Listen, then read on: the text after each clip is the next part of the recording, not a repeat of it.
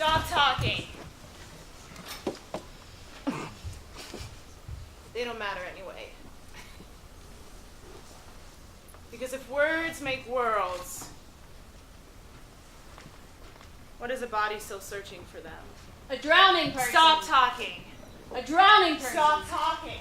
Already has water filling their lungs, coming down their trachea, causing a muscle spasm in the airway until unconsciousness occurs. Meaning they cannot actually call for help. And you always say to call for help.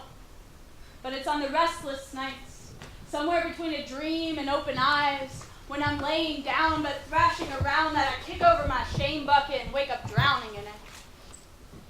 I was told that shame is stuck anger, fear, and sadness, a state of self-comparison to a society's ideal standard, and so no action is needed to feel it.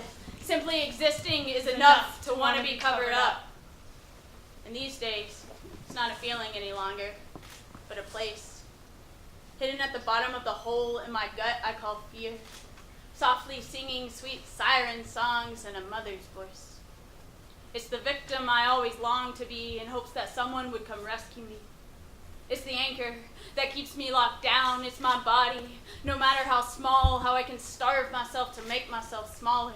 Strapped down my breast at the expense of not being able to breathe. It's the hopelessness I felt in the bathroom as a child, gifted to me by the women who told me that one day I would bleed, and the decision that if I keep my distance, maybe it won't rub off on me. Disgusting. The way the skin falls on my face, hips, thighs, back. Too hairy for a girl, monkey. Too girly for a boy, dummy. It's the year's worth of emotional arm circles to finally muster up the courage to ask somebody to call me by a different pronoun, and then having them tell me it's not grammatically correct. It's not the anger that I feel when I tell them that it is grammatically correct and they actually use it all the time when they don't know someone's gender, or the anger that I feel when I tell them that they don't actually know my gender, but the lingering softness in my gut when I realize I don't actually know my gender. And if I did, maybe I wouldn't have woken up so many days wanting to die. It's the times I almost committed myself to the psych ward for some sense of control. And at the same time, the reasons I never picked up the phone, it's the knife I held to my throat while I screamed at someone else's God to give me the strength to push harder. And it's why I never pushed harder. It's the first sexual assault, the second sexual assault, the booze that led to the third, the booze that drugged me to the fourth, the drugs that landed me in the fifth, the sixth. It's the time I couldn't run, the time I couldn't scream. It's the glue that keeps my mouth closed shut. It's the lump in the throat that keeps the words from coming out. It's my fall. It's my fall. It's my fall. And no amount of good deeds will ever keep me from being fundamentally flawed, like if life is just a slow, painful, dying thing. And my truth is hidden somewhere between boxes of old photos and memories, between love letters and a pile of grief, because I've been storing my trauma like a hoarder and I can no longer see. And this claustrophobia has got me panicking, like this uncontrollable fear of suffocating or drowning in a shame bucket, maybe.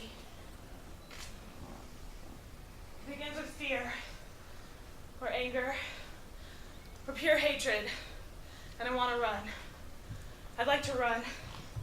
The vines that have been sitting coiled nicely somewhere in the depth of my belly defy gravity, listening to some sick internalized messages as they shake their way up my chest.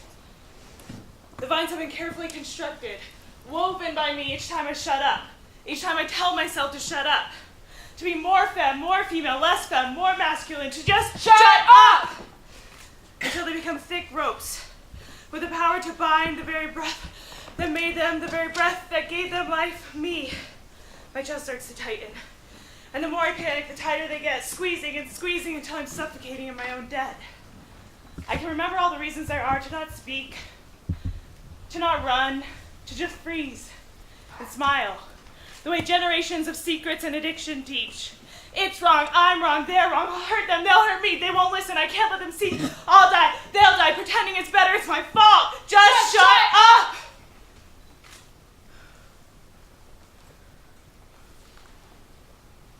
And it's on these mornings that I forget that I ever learned how to swim. That I almost drowned twice as a child and I stay afraid of the things that once killed me. I forget That treading water can be as simple as trying to breathe, and simplicity doesn't mean it's easy, but maybe I could deserve it. I forget that this is just what swimming looks like. Like when my family calls me by my name. I've been failing since before I was born. I didn't know how queer this was until someone told me I was smart enough to know. Undecided in between names. Existing between worlds or words before becoming into this one. Allison? There cannot be a greater feeling of dissociation. A gap stretching the length of historical trauma that makes me numb to these 7 letters. Catherine? Disgusting. My mom wanted either. And maybe a disgusting Catherine would have been better than a numb junk Allison. I was given a gender before I was given a name. I don't blame my parents. This is the process they had access to. These are the categories they had access to. Names fit into hats under pink or blue, and so by pulling names out of a hat, or a Bible, then they'll all be skewed. But I followed the call like the obedient little girl that I carved myself out to be. So we're stuck here.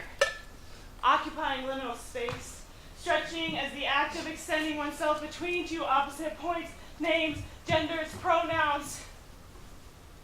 Because when you live in a world where your imagination stretches farther than the power wants you to reach, we're all at risk of getting free. And there's nothing so holy than the name that you give yourself. I forget that this is what breathing sounds like. I forget that this is what swimming looks like. It's a prayer to my grandmother's God, or a mountain, or a miracle, to just show me a sign for why I'm alive in the moments that follow, when I realize that by living through it, I could actually be useful to someone. That no action is needed. Simply existing is enough, like a deep breath under a binder. Like an old memory trying to fade away, like the last time I felt the trauma escape. Like when I realized home is not an outside place, but a soft net I could find in this body again. Like a blanket of dreams and take it easy. A sweet memory in the laugh of a forgotten child, this home I can find in this body again. Hidden somewhere under dysphoria, in the bottom of the hole in my gut I call fear. Cuddling next to shame.